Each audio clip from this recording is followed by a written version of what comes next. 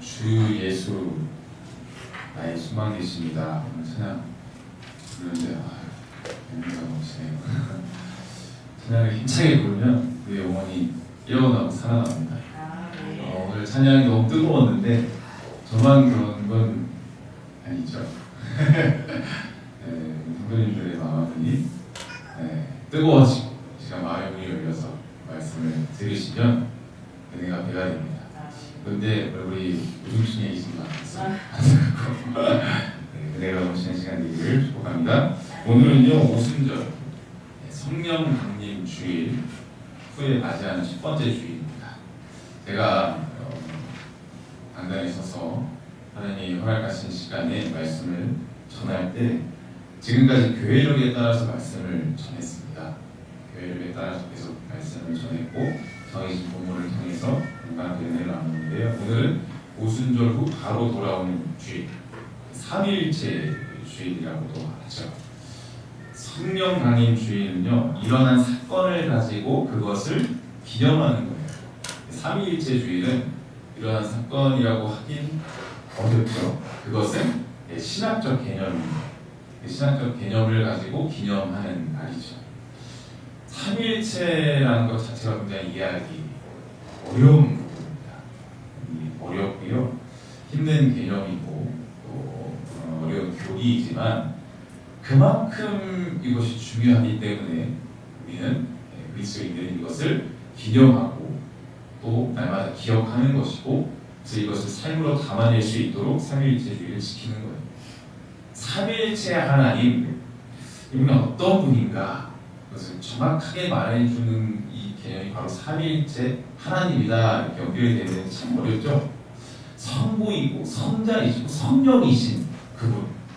그래서 세상을 창조하신 분이면서도 인류를 위해 예수님으로 이 땅에 오신 구원자이신 분이시고 또 지금까지 영원히 우리 마음속에 함께 하시는 성령입니다. 이렇게 이해할 수 있습니다. 근데 이 어려운 개념이 우리에게는 너무도 중요하기 때문에 삼위일체를 마음속에 갖고 살아야 되는데 항상 이 삼위의 하나님 우리 마음속에 계십니다. 분명히 외치면서 살아야 되는데 참 이게 문제예요. 세 명이신데 세 분이신데 이 본질과 신성은 한 분이신 하나님이니 삼위의 하나님이다. 말은 쉬운데 이해하기는 어렵고 개념도 어렵고 그렇죠. 근데 이 날을 전통적으로 기념하는 교회들은 너무 어렵다 보니까 어떻게 하냐면 아타나시우스 신조라는 게 있어요. 이 날을 기념하기 위해서 아타나시우스 신조를 낭독합니다. 너무 어렵다 보니까 이것을 기념하기 위해서 딱 신조를 정해놓고 이것을 외우고 읽고 나눈다는 거예요. 그래서 삼위일체를 찬양하는 찬송을 부르기도 하고요. 아타나시우스 신조는 삼위일체와 예수님의 신성 그리고 인성을 엄격하게 정의한 신조입니다. 그 당시에 이단 사상으로부터 이 교회를 또는 성도들을 지키기 위해서 보호하기 위해서 만들어진 기록이에요. 내용은 이렇습니다. 보편적인 신앙은 이것이니 우리가 삼위로 계신 한 분 하나님을 예배하고 일체이신 삼위를 예배하는 것이다. 또 성부의 위격이 다르고 성자의 위격이 다르고 성령의 위격이 다르기 때문이다. 그러나 성부와 성자와 성령의 신성은 하나요. 그 영광은 동등하며 그 위엄은 함께 영원하다. 어느 한 위격이 다른 위격보다 더 크거나 먼저 존재하지 않으며 세 위격 모두 영원하고 전능하십니다. 따라서 우리는 세 개의 신을 섬기는 것이 아니라 한 분이신 하나님을 섬깁니다. 이런 내용이 정확하게 이제 말하고 있죠. 물론 여러 내용 중에서 한 부분만을 제가 추려오고 정확하게 성부, 성자, 성령 그분이 어떤 분인지를 이야기를 하고 있고 이것을 우리는 삼위일체주의를 지키면서 이야기를 합니다. 외칩니다. 라는 거죠. 지금은요 이게 아무렇지 않게 말할 수 있는 내용. 삼위 하나님 우리가 아니까 믿으니까 아무렇지 않게 얘기할 수 있는데 당시에는 이것이 너무 어려웠다는 거고 또 중요한 한 부분이 뭐냐? 앞서 얘기한 것처럼 이단 사상이 너무 많아서 교회가 무너지게 되는 경우가 있었다는 거예요. 처절한 싸움이 있었어요. 그래서 하나님이 누구냐라는 것 때문에 하나님이 어떤 분야에 정해야될 것 같아서 교회가 막 싸우고 넘어지고 무너지고 또는 이단에 넘어가고 그런 일들이 있었기 때문에 굉장히 중요한 문제였다는 거예요. 왜냐하면 삼위일체를 이해시키기 위한 굉장히 어려운 문제가 때문입니다. 그래서 이날만큼은 신조를 통해서 이 단호하고도 강력한 기록을 통해서 삼위의 하나님도 예수님, 아타나시 신조에는 예수님도 정확하게 이야기하고 있거든요. 예수님은 신성한 인성이 있으신 분이다라고 이야기를 하는데, 그래서 삼위 하나님과 예수님을 기념하면서 다시 교회를 세우고 이루는 이 시간을 보내는 거죠. 굉장히 의미 있고 중요한 시간입니다. 신조를 읽고 외우면서 하나님을 기념하는 시간인데, 자, 그렇다면 우리는 이런 전통적인 교회는 아니죠. 이걸 아타나시 신조를 외치면서 하는 교회는 아니지만 지금 우리의 반응이 어떤지 한번 생각해 봅시다. 우리는 어떨까요? 우리는 삼위 하나님을 언제 이야기를 할까요? 우리 마음속에 그 삼위 하나님에 대해서 과연 마음에 담고 살아가고 있는가? 우리가 뭐 이날 특별히 기념한다거나 준비한다거나 말하고 다닌다거나 그러지 않잖아요. 우리가 절기가 있는데 어느 절기 기쁘게 시키죠? 부활절, 그죠? 행사도 하고 또 성탄절, 성탄 전야제 하고 행사하고. 그런데 이날을 그렇게 시키지 않아요. 이날에 대해서 특별히 말한다거나 뭐 교육을 한다거나 그러지 않습니다. 그러다 보니까 3일째 조금 어렵다니 넘어가자 이렇게 넘어가는 거예요. 아타나시우스 신조를 그렇다고 우리가 강독하는 것도 아니고, 하지만 우리에게도 이 삼위일체 하나님은 너무도 중요합니다. 기본이에요. 이것은 우리에게 있어서 당연한 신학적인 고백이어야 합니다. 지금 우리 모든 성도들 이 안에서 예배드리는 모든 성도들에게 당연하게 고백되어져야 하는 것, 그것이 삼위일체 하나님입니다. 그래서 하나님의 뜻을 위해 살아가는 우리는 삼위의 하나님, 그 삼위의 하나님이 우리가 지금 영원토록 함께하고 계시다는 이 삶의 삶으로 이루어지는 신앙적 고백이 우리에게 이루어져야 돼요. 우리의 언어를 통해서도 나와야 되고, 우리의 삶을 통해서도 나와야 되고, 또는 우리의 마음과 생각 안에서도 그것이 나와야 돼요. 근데 그러고 있느냐? 아닐 경우도 있다는 거예요. 하나님은요, 논리적으로, 우리의 논리 또는 어떤 수학적 개념으로 정의할 수 있는 게 아니에요. 너무 어렵습니다. 그렇죠? 아니, 우리가 판단할 수 없는 분이라는 것은 그분이 우리의 창조주이시고 우리는 하나님으로부터 창조된 자들이잖아요. 피조물이에요. 그래서 하나님을 우리가 하나님 이런 분이야 정확하게 정의하기가 어렵습니다. 그래서 삼위 하나님에 대해서 정의 내리고 이분은 이런 분이야라고 정확하게 얘기하기가 어렵고, 그래서 다른 분들에게 하나님은 이런 분이고 삼위 하나님인데 이런 분이야라고 얘기가 어렵다는 거죠. 유일하신 창조주 하나님을 믿긴 한데 삼위 하나님 도대체 어떻게 이야기를 할까, 그 어려운 부분이 내리는 것이 현실이라는 겁니다. 그래서 이 부분은 믿음의 영역입니다. 더욱 믿음의 영역이기 때문에 삼위의 하나님을 우리가 바라볼 수 있어야 하는 거죠. 우리에게 삼위 하나님에 대한 이해와 믿음이 기본적으로 장착되어 있어야 돼요. 믿음의 사람들은 이것이 기본적으로 장착되어 있어야 됩니다. 그래야 우리가 무너지지 않을 수 있어요. 여러분, 많은 이단들이 이야기하는 게 있어요. 바로 양태론입니다. 많은 이단들이 주장하는 것은 하나님은 하나일 뿐이다 라고 이야기해요. 우리도 하나님은 한 분입니다 라고 얘기하잖아요. 근데 그 한 분이신데 세 분이신 그분이다 라고 얘기하는 게 어려운 거예요. 어렵다라는 거죠. 양태론은요, 하나님이 한 분이시기 때문에 그 하나님이 성부로 변화되었다가 다시 하나님이 성자로 변신해서 나타났다가 하나님이 다시 성령으로 변신해서 그 모습으로 나타나기도 하는 분이다 라고 이야기를 하는 거예요. 그러니까 유일하신 하나님이 이 모습 되고 저 모습 되고 변화된다는 거죠. 그러나 하나님 한 분이에요. 이들은요, 새 위격을 인정하지 않습니다. 아까 아타나시우스 신조에 나온 위격 있죠? 그 새 위격을 인정하지 않아요. 위격은요, 우리가 얘기하는 인격이 아닙니다. 인격을 초월하는 더 넓은 부분이에요. 인격이 아니에요. 위격은요, 각 독립된 인격을 얘기하고요, 독립된 생각, 마음, 또 감정, 의지, 이것을 지니고 있는 개별적 존재를 이야기해요. 그게 위격입니다. 그러니까 세 분은 하나예요. 하나이신데 그 세 분은 각 인격과 감정이 있고 그런 분이라는. 이단은 그렇게 얘기하지 않는다는 거죠. 그래서요, 본질은 하나이신 신성하신 하나님이 각 독립된 성부, 성자, 성령이라는 위격의 존재로 있다는 거죠. 자, 제가 이렇게 얘기했지만 참 어렵죠. 그래서 삼위일체 하나님이 어렵다는 거예요. 왜냐하면 그분은 세 분이신데 완전히 하나이신, 100%로 완전히 하나이신 분이기 때문에 항상 이렇게 얘기할 수 있어요. 세 분이신데 세 분은 위격으로 존재하고 그분은 완전한 하나이신, 100% 하나이신 분이십니다 라고 이해를 해야 돼요. 삼위일체는요, 계속 이렇게 말하다 보면 더 어려워집니다.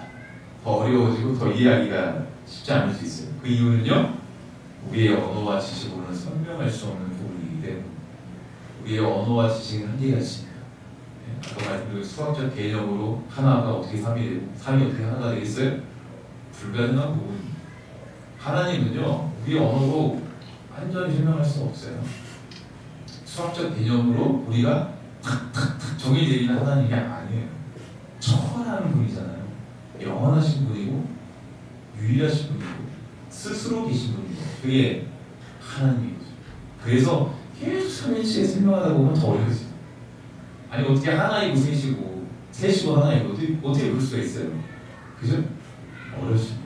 그래서 그것을 다 포기하고 내려놓고 이 삼위 하나님은 너무 어렵다 이 개념 얘기하지 말자. 그렇게 다 팽개치고 버리고 살아가다 보면 뭘 선택하게 되는 거죠? 결국엔 하나님으로 가자 라고 해서 여러분 우리는 양태로를 선택하게 됩니다. 그래서 삼위 하나님 버릴 수 없어요. 삼위 하나님 다 버려버리면 우리는 결국 편한 길로 가게 됩니다. 편한 길로 가게 되면 양태로로 가게 돼요. 그러면 이단이 되는 거예요. 하나님을 완전히 이해하지 못하고 한 분이신 하나님은 됐지 뭐 라고 이야기하면서 그 하나님으로부터 나는 이 믿음 생활을 하고 있어. 그건 뭐예요? 전혀 하나님을 제대로 이해하지 못하면서 교회 다니고 예배드리고 우리 하나님으로부터 사명받았다고 난 사명자로서 이거 활동을 합니다 라고 이야기를 하는 부분, 그런 분들이 너무 많습니다. 많아요. 그렇게 하나님을 이해하지 못하면서 믿음 생활을 한다고 이야기하는 분들이 교회에 많이 있다는 거죠. 결국엔 참 안타까운 거지만 그렇게 이단이 되어갈 수 있다는 것을 우리는 오늘도 이 말씀을 통해 깨달아야 합니다. 삼위 하나님께서 우리에게 지상계명령을 주셨는데요, 오늘 본문이에요. 하나님을 이해함으로 우리가 사명을 행하기를 원하셨는데, 우린 지상계명령을 받은 주님의 자녀죠. 이 말씀을 통해 보면 그렇습니다. 우리 모두 하나님의 자녀이고 우리 모두 하나님께서 주신 사명자이고 모두가 일꾼이야 해야 할 일이 있는데, 그게 뭐냐? 19절에 보면 너희는 가서 모든 민족을 제자로 삼아 아버지와 아들과 성령의 이름으로 세례를 베풀라 라는 것이에요. 여기 나오죠. 아버지와 아들과 성령의 이름으로. 삼위 하나님이라고 얘기하지는 않았지만 이렇게 풀어내고 있습니다. 아버지와 아들과 성령의 이름으로 너희가 해야 할 일이 있다. 자, 그럼 이 말씀에 따라보면 우리가 먼저 해야 할 일이 뭘까요? 먼저 가야 된다. 가야 된다. 하나님의 명령을 받은 자로서 세상으로 나아가야 된다. 복음을 들고 나아가야 된다. 그럼 나아가야 될 때가 굉장히 많습니다. 가족으로 나아가야 되고요, 직장으로 나아가야 되고요, 세상으로 나가야 되고, 그리고 교회로 나아가야 되고요. 나아가야 될 게 얼마나 많은지 몰라요. 여러분 가서 근데 뭘 해야 돼요? 그러면 복음 전하니까 복음만 전하면 되겠다, 말씀만 전하면 되겠다. 그러면 길거리에서 계속 말씀을 외우고 있고 말씀만 외치고 있고 이러면 되는 거예요? 물론 그것도 중요하지만 그렇게만 하는 말씀이 아니잖아요, 그죠? 가서 말씀만 얘기하고 말씀만 얘기하고 말씀 이렇게 하는 얘기가 아닙니다. 좀 가서 뭘 하는 거예요? 복음 전하는 건데 어떻게 전하느냐? 말씀대로 살아내라는 거죠. 말씀대로 살아내고 이 삶으로 보여주어서 어떻게 해요? 사랑하고 희생하고 헌신하고 봉사하고 이런 모습으로 살아내는 것 자체가 여러분 우리가 복음을 전하는 일입니다. 그 삶으로 살아내므로 복음을 전할 때 하나님을 이해하지 못하고 그리스도인들을 이해하지 못하는 이들이 그리스도는 저렇구나라는 걸 보게 되는 거예요. 그때 말씀을 전하는 거죠. 처음부터 말씀하면 여러분은 쉽지 않습니다. 그래서 우리는 먼저 나아가야 됩니다. 가라 하신 곳으로 가야 돼요. 가라 하신 곳으로. 가라 하신 곳이 어딜까? 여러분, 우리 사랑하는 성도님들 생각해 보시길 바랍니다. 여러 군데가 있으시죠? 여러 군데가 있으실 거예요. 여러분이 가실 수 있는 자리가 있습니다. 하나님이 허락하신 자리가 있어요. 가라신 그 자리, 복음의 자리가 있어요. 그 자리로 가셔서 영혼을 위해 일하셨으면 좋겠습니다. 해야 할 일이 얼마나 많은지 몰라요. 우리 곁에 있는 하나님을 알지 못한 이들을 만나는 것 자체가 여러분 복음을 전할 수 있는 기회입니다. 가셔서 그냥 놀고 먹고 마시고 끝내라는 게 아니라 복음을 전하셔야 돼요. 여러분이 그리스도인으로 삶을 살아내셔야 되는 그 발걸음이 날마다 여러분의 삶 가운데 있기를 축복합니다. 자, 그리고 나아가서 모든 민족을 제자로 삼으라 라고 하셔요. 옆 사람 제자 삼기는 힘든데 어떻게 제자를 삼을 수가 있어요? 모든 사람을 어떻게 제자로 삼습니까? 우리 곁에 있는 영혼들을 어떻게 다 제자로 삼아요? 라고 말할 수 있겠죠. 이 말씀에 따르면 모든 민족을 제자로 삼으라니 너무 어려워요. 어떻게 나 혼자 합니까? 혼자 모든 민족을 제자로 삼을 수 없죠. 모든 민족을 너무 거창하게 생각하실 필요 없습니다. 너무 거창하게 생각하실 것이 아니라 여러분 가신 그곳에서 내 곁의 영혼들 생각하시면 됩니다. 내 곁의 영혼들, 상처받은 이들이 있고요. 때로는 주님을 배척하는 가족들이 있을 수 있어요. 아니면 주님을 무시하는 가족이 있거나 믿지 않겠다고 이야기하는 이들이 있거나 또는 우리 곁에 소외된 이웃들이 있습니다. 직장 동료가 있을 수도 있고요. 그들에게 가시는 것, 내 곁의 영혼들을 생각하셔서 그들에게 가셔서 제자로 삼으라는 거예요. 자, 그럼 어떻게 그들을 제자로 삼을까요? 예수님처럼 행하시면 됩니다. 예수님처럼 가서 사랑하는 거죠. 예수님의 제자들처럼 가서 희생하고 헌신하는 겁니다. 예수님의 제자들처럼 가셔서 내가 꼭 그들을 가르쳐야 돼 이게 아니라 삶으로 예수님처럼 살아내는 것.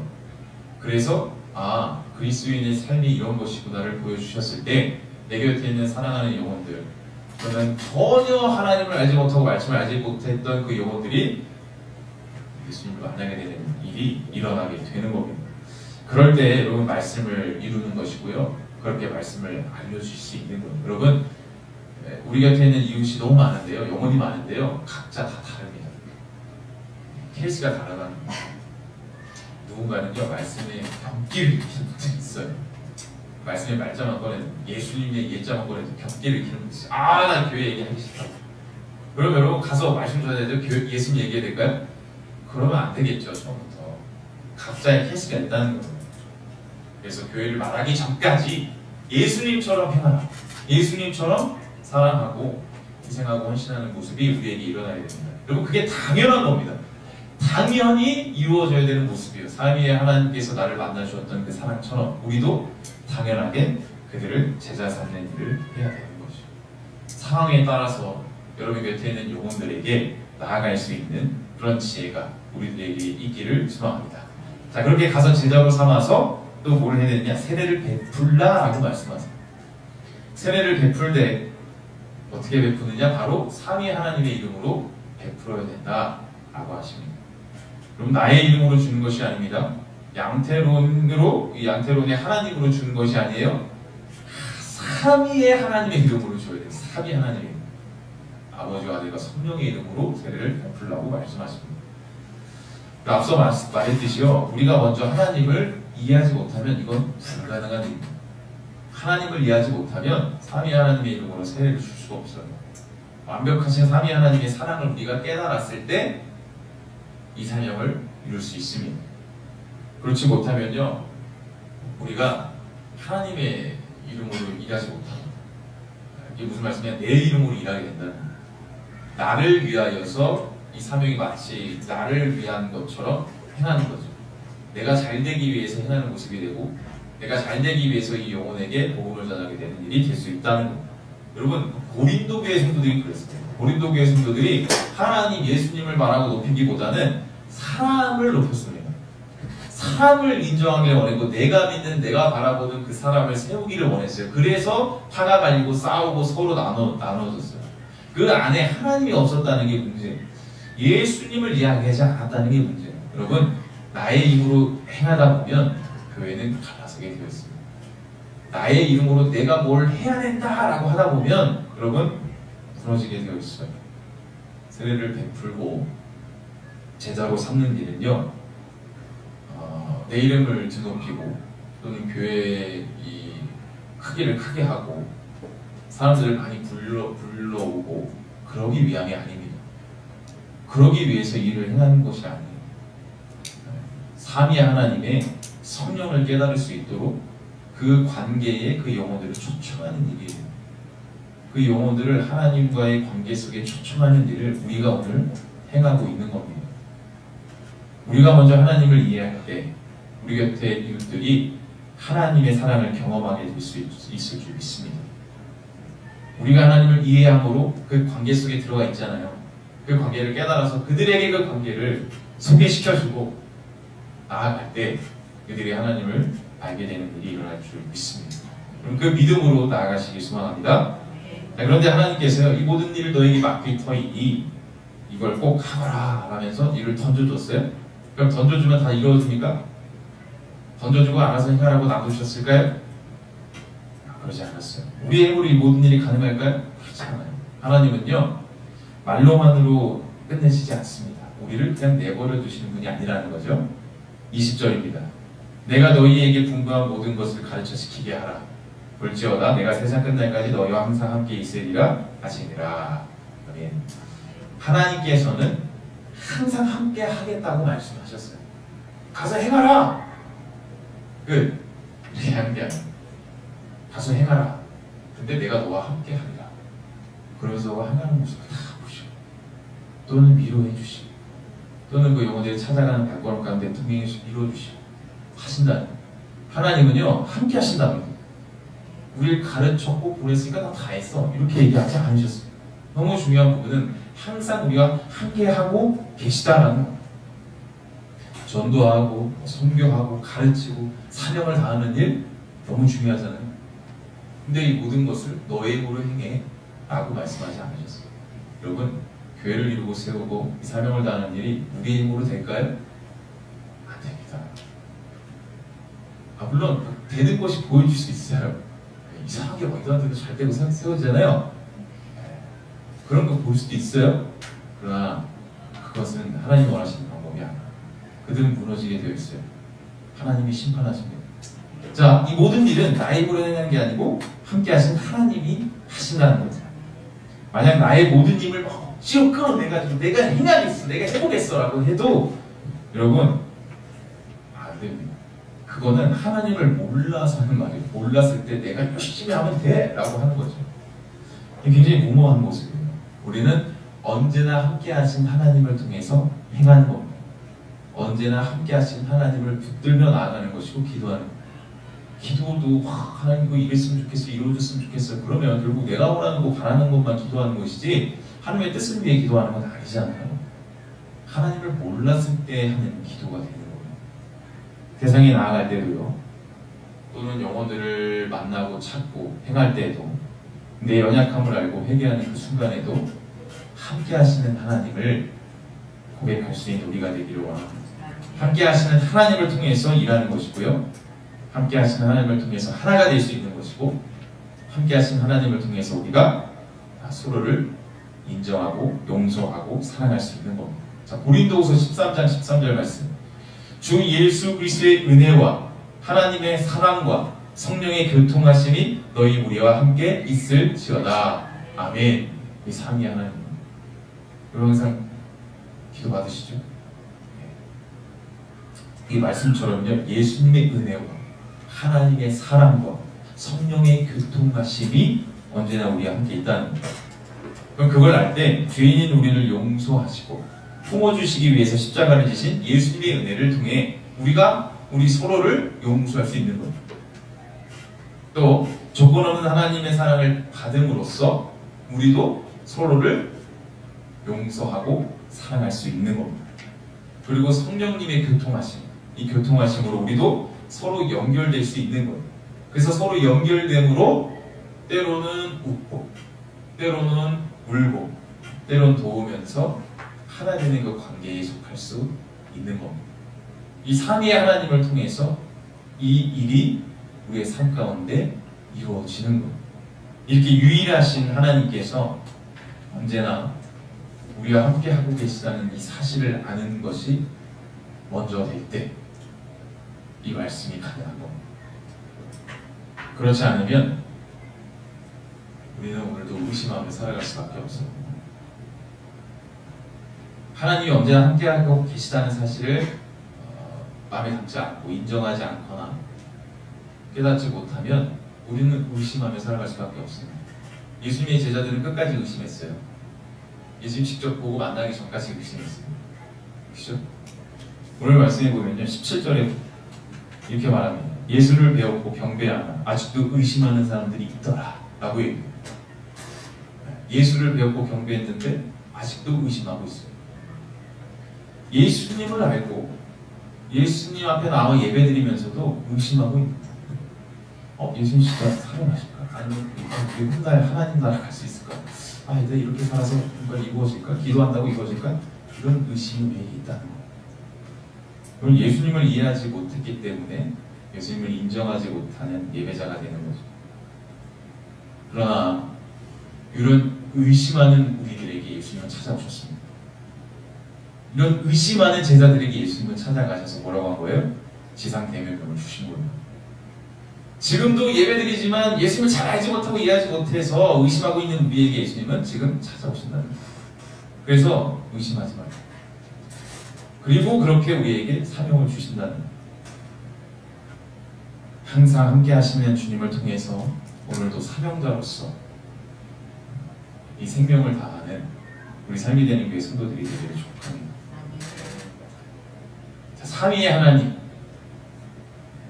삼위일체 주의를 통해서 주님의 말씀을 나눴습니다.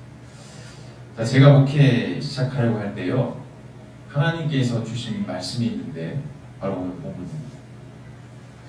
오늘 본문 말씀을 제가 마음에 담고 항상 살았습니다. 첫 시작에 대학원 가서 말씀을 쓰는 난이 있어요. 이 말씀이었어요. 학생 때 받은 말씀입니다. 근데 오늘 본문이 이 말씀이더라고요. 지상 대명령을 통해서 거창하게 너가 다 행해라, 말하라 이런 건 아니었어요. 정확하게 제가 받은 건 19절과 20절 말씀을 받았는데요, 가르쳐 지키게 하라는 말씀이었어요. 도대체 근데 뭘 가르쳐 지키냐? 모르죠, 받았을 때는. 근데 마음으로는 그런 거였습니다. 내가 받고 내가 깨달아 알았던 것처럼 내가 받은 사랑, 내가 깨달아 알았던 예수님을 가르쳐 지키게 하라, 이 말씀이구나.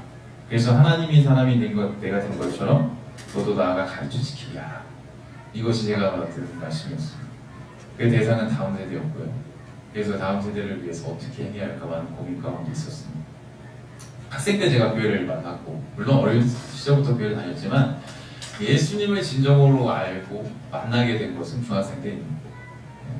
그래서 학생 때 제가 예수님을 만나서 나는 이제 진짜 변화된 사람이야, 세례받은 그 순간이죠. 그렇게 한 것처럼 예수님을 만난 그 경험과 그 말씀을 가르쳐 지키게 해야겠구나. 그래서 다음 세대를 세우고 지키게 해야 되겠구나. 이 사명을 주셔서 가슴에 품은 거죠. 또 19절에 보면 모든 민족을 제자로 삼아 아버지와 아들과 성령의 이름으로 세례를 베풀고 하시잖아요. 그래서 내가 먼저 이 말씀의 사람이 되어서 제자를 삼고 세례를 베풀어야 되겠구나. 자, 그럼 어떻게 해야 될까요? 목회자가 되는 일입니다. 목회자가 되는 일. 저는 그렇게 생각하지 않았어요. 근데 목회자가 되는 일이잖아요. 20대 중반에 굉장히 혼란스러운 시기를 경험하고 있었습니다. 뭘 해야 될까, 어떻게 해야 할까, 많은 고민과 어려움 가운데 인생이 무너지고 있었다고 해야 할까요? 참 어려운 시기였어요. 그때 몇 년 동안 기도했습니다. 하나님, 도대체 어떻게 해야 할까요? 너무 어렵습니다. 인생이 아직 많이 남았는데도 그 당시에 좀 그 고민과 어렵더라고요. 인생이 어렵더라고요. 근데 하나님께서 주신 것이 이 말씀처럼 목회자가 되라는 것이었어요. 하나님의 음성이 제게 있었고, 그래서 목회자가 되어서 이 일을 감당하라고 하실 때 그 순간에 참 감사했습니다. 근데 여러분, 지금 목회자의 길을 걷지 않으시기 때문에 목사님 빼고요. 모르시겠지만 대부분이 목회자의 길은 쉽다고 생각하지 않습니다. 그리고 꺼려하고요. 나아가려고 하지 않죠. 저도 그랬으니까요. 목회자 이거 무슨 목회자를 어떻게 하냐. 이 길은 아무나 가는 길이 아니다. 이 길은 행할 수 없다. 굉장히 꺼려하는 그러니까 직업으로 따지면 그런 거였어요. 그래서 할 수 없다라는 마음이 있었는데 그런 마음을 가지고 있음에도 하나님이 가라앉을 때 굉장히 감사했습니다. 하나님 됐네요. 하나님이 지금 저와 함께 하시는군요 라는 걸 알았기 때문에 감사할 수 있었습니다. 하나님이 말씀하시고 응답할 때 하나님 나와 지금 함께하고 계시구나 라는 걸 알면 여러분 감사할 수 있어요. 삼위의 하나님 지금 나와 함께 하셔서 사명을 주실 때 감사합니다 라고 반응하고 응답할 수 있는 저도 그랬습니다. 그래서 하나님께서 그 길을 걷게 하셨고 이 받은 사명을 가지고 나아갔습니다. 그래서 지금 여기까지 하나님이 인도하신 거죠. 에베네셀 하나님처럼 이 자리까지 하나님이 인도해 주셨습니다. 그래서 손영 목사님과 삶이 되는 교회, 물론 그 전에 한국의 교회지만 삶이 되는 교회도 세우게 하셨고 이제는 또 다른 길을 주님께서 열어주고 계십니다. 근데 보이지는 않습니다. 열어주고 계십니다. 열어주셔서 가려고 하고 있는 거죠. 근데 그 새로운 생각이잖아요. 새로운 마음과 새로운 생각을 하기까지 참 거부를 많이 했던 것 같습니다. 아무에게도 얘기하는 혼자 거부를 많이 했고 마음도 어려웠고 힘든 시간이었습니다. 굉장히 혼자 힘들게 기도하면서 하나님 도대체 왜 그래야 할까요? 여러 마음을 가졌던 것 같습니다. 그래서 기도하고 그런 개인의 시간이라고 할까요? 그런 시간을 가지면서 하나님이 주시는 사명을 계속 되뇌어 보기도 하고 했는데 그래서 참 여기까지 나왔습니다. 또 그런 과정 속에서 목사님께 죄송한 것이 참 많고요. 뭐라 말씀드리기 어려운 시간이었던 것 같아요. 좀 뭐라 말씀드리기가 참 어려워서 그런 대화를 좀 많이 본 것 같고 말씀드리기 어려운 부분이어서 어떻게 꺼내기가 어려웠어요. 그래서 참 지금도 죄송한 것이 크고 그렇습니다. 물론 우리 성도들에게도 그런 부분이 있고요. 아무에게도 얘기하지 않고 지내던 부분이다 보니까 그런 부분들이 있습니다. 앞으로 어떻게 행해야 할까 지금도 어려움이 가득합니다. 현실적으로는요. 하나님께서 주시는 것들이 있겠죠. 시간, 하나님 주시는 공간, 하나님 주시는 만남, 하나님 주시는 어떤 감사, 또 앞으로 일어나게 될 일들, 그 일들에 대해서 감사하는 시간이 더 많아질 것 같고 또 그런 깨달음과 그런 고백, 신앙의 고백이 제게 많아질 것 같습니다. 그 감사하는 마음을 가지고 나아가려고 합니다. 삶이 되는 교회를 위해서 날마다 우리 기도하시는 성도님들께서 가끔은 저를 위해서도 기도해 주시면 감사하겠습니다. 어떻게 행해야 할까 많은 어려움이 있지만 하나님이 주시는 사명을 붙들고 나아가는 과정 가운데 있기 때문에 여러분도 그 사명을 이루시고 함께 하나님의 자녀로서 성령의 교통하심이 우리 가운데 있기를 축복합니다. 말씀을 읽겠습니다. 하나님께서 우리 모두에게 사명을 허락하셨는데요. 오늘 말씀을 통해 보면은 그건 내 힘으로 행하는 일이 아닙니다. 사명은 주어졌으나 내 힘으로 행하는 일이 아니라는 삼위의 하나님께서 이루신다는 것. 내가 제자를 삼고 내가 세례를 베풀고 내가 가르치는 일인 것 같은데 나를 통해 일하시는 하나님께서 하시는 일이라는 거죠. 물론 우리의 노력과 헌신은 분명히 필요합니다. 우리의 노력과 헌신으로 나아가야 되겠죠. 그러나 그것을 이끌어내시고 이루시는 분이 하나님이라는 겁니다. 중요한 건 항상 함께 하시는 그 하나님, 그 하나님을 발견하는 일이 먼저 되어야 합니다. 중요한 게 그겁니다. 항상 함께 하시는 하나님을 발견함으로 무엇을 행하는 일이에요. 그래서 내가 무언가 해내야 돼 라는 생각을 가졌던 적이 너무 많아요. 그러나 사명자로서 그런 부담감을 당연히 안고 가야 되겠지만 함께 하시는 하나님을 더욱 경험할 때 내가 아니라 하나님께서 분명 일하실 줄 믿습니다. 이런 역사가 우리에게 넘쳐나게 되고 삼위 하나님 창조주이시면서 죽으시고 용서하신 하나님이고 지금도 내 안에 계셔서 동행하시는 그 하나님을 우리 삶이 되는 교회 모든 성도들이 소망하고 또 고백하는 모두가 되길 주의 이름으로 축복합니다. 기도하겠습니다. 이 시간 우리 함께 기도할 텐데요.